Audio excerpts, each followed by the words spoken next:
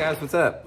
Welcome back here to today's edition of The Fishing Teacher, and much appreciated you guys swinging by the channel to check out today's episode. And guys, today I want to talk about how bass fishing is intimidating. And if you feel like you're intimidated and that you just don't know what to do and that it's overwhelming sometimes about, especially if you're not catching fish, you're not alone, because bass fishing is an extremely difficult, complex sport, and there's a lot of factors to it. And today what I want to do is I want to talk about why it is, why those factors are intimidating, and sort of go through them a little bit and maybe take the edge off a little bit and give you guys some tips and advice on how to overcome that intimidation factor, especially on larger lakes across the country. So we're going to get into that.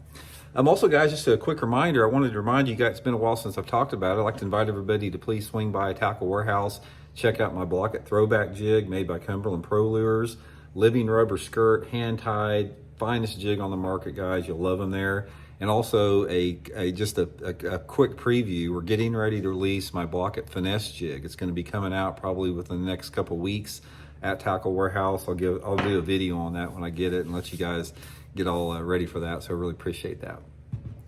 Okay, the reason that bass fishing is so complicated and so intimidating, and it is the most difficult sport in the world in terms of being consistently successful at it, is the number of variables, the number of controlled variables and the number of uncontrolled variables in the sport. Because when you're dealing with how to locate fish and how to catch fish, you're dealing with factors like, the wind speed, the water clarity, the water tint, the sunlight angle, the time of the day, light intensity, frontal systems before and after, barometric pressure, moon phases, just environmental factors. And then you're dealing with things like, the mood and personality of a bass. Do they want a loud crankbait? Do they want a quiet crankbait? Do they want a wide wobbling crankbait? Do they want a medium wobbling crankbait? Do they want a narrow wobbling crankbait? Do they want a bait that's 2 inches long or 3 inches long? Do they want a green pumpkin jig or a brown jig? And the list goes on and on and on. You've literally got hundreds and hundreds of different variables that have to come together in order for you to catch fish. So you can see why it's so difficult to be consistent at fish catching. And then you have the control variables that you're dealing with about how you can select those lures, how you can, change your casting angle or the pound test line that you use or the type of knots you use. So this complex mix of variables that are controlled and uncontrolled determine your success, especially the consistency. Now, you don't have to hit on it perfectly. Like, you don't have to have the perfect color or you don't have to have the perfect line size in order to get a bite or catch a fish. But in order to maximize your potential on the water, you have to get as many of those variables to come along as you possibly can. So therefore, you're going to have days when you simply don't figure it out, because bass fishing, once you get to a certain level in your skill level, let's say, for example, you're an intermediate bass angler. You've caught quite a few fish and you've got a basic understanding of where bass live at and a basic understanding of the lures that they bite. Once you have that information, the only variable is how long it takes you to figure it out. You're going to figure it out eventually. It depends on how long it's going to take. Let's say, for example, you're an intermediate or an average bass angler and you go to your favorite public lake, it's a Saturday out there. If you can incorporate and if you can hit upon all those right variables, you might start catching fish in an hour or two. And then there's other days out there where you're not getting it right. You're at the wrong place at the wrong time, or you're throwing the wrong lure at the wrong time at the wrong place. And it may take you days to figure it out. But one of the things that can really give you a lot of confidence in what you're doing is just tell yourself over and over again, it's like, I'm going to figure these fish out and I'm going to catch these fish. It's just a matter of how long it's going to take me to do it. It's a matter of elimination until I go through enough possible scenarios or possible lures before I hit on the right one. So just tell you that all the time. Another thing that you can do in bass fishing that'll help you out is realize that the bass are biting all the time. There's not ever a day when you go out there and say they're just not biting. Bass bite every single day.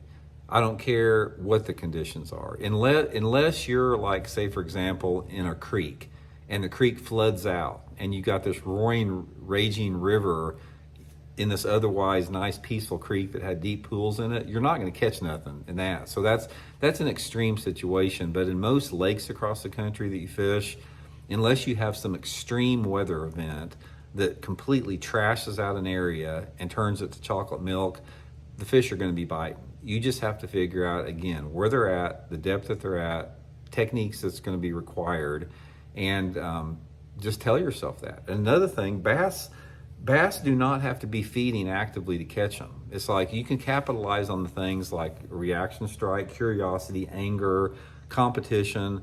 There's a lot of other ways that you can trigger a bass to bite other than just being hungry. So let's say, for example, you look at the feeding tables or the moon phases and you say, oh, there's a window between 1 and 3 o'clock today where the fish are going to bite. Yeah, you might pick up a few more fish than normal during that time period because the fish are actively feeding, but you can also pick up a lot of fish if you see that stump over there and you make the right cast at the right angle with the right bait to create a reaction strike from an inactive bass. So that's one aspect that you can do with it.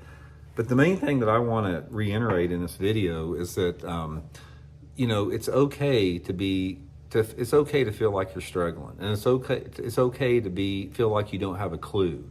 And it's okay to get frustrated, and it's okay to want to give up, because we've all been there. I've been there. I still get there at some points. That's just the innate experience of bass fishing. And that's one of the things that you have to embrace, and that's one of the things that makes it great, is that you do not want to catch them every day that you're out there, because it's like anything else. If it becomes routine and it becomes expected and it becomes normalized, it takes away how special it is. Now, let's say, for example, you go to the lake, and what if you get out there and you catch them all day long, every day, day after day after day? You pull up to one point and you catch 3 or 4. You go over to that boat dock and you catch 2 or 3. You go over to that lily pad field and catch 4 or 5. And you do that every single day. Eventually, you're going to get sick of it. It's going to be like a living hell almost. So you need those days where you struggle, because the days that you struggle and that you don't catch them, that renews you, and that makes the times that you do catch them special, because more than not, you're going to have slow days than good days. The good days on the water are few and far between if you fish public bodies of water. If you got some private farm pond that nobody else fishes, yeah, you'll probably catch them every day, but it takes away that specialness of it. So when you have a day out there where you're not catching them and you're struggling, just try to enjoy being out there. Try to absorb some of the other things that make it special. Just being outside and being on the water. Don't feel like you have to jack them and catch them every single day out there, because you don't. Probably some of the most satisfying days I've ever had are those tough days where I wound up catching just 2 or 3 fish, where I worked my butt off. And I've had other days out there where I've got onto a school of fish and I've caught them every single cast. And eventually, after you catch about 20 or 30 of them, it loses its appeal. It loses how being special. So never lose sight of that. It's sort of like a reality check for it. So anyway, guys, just a few random thoughts on that. I hope you guys are well, and we'll check in later.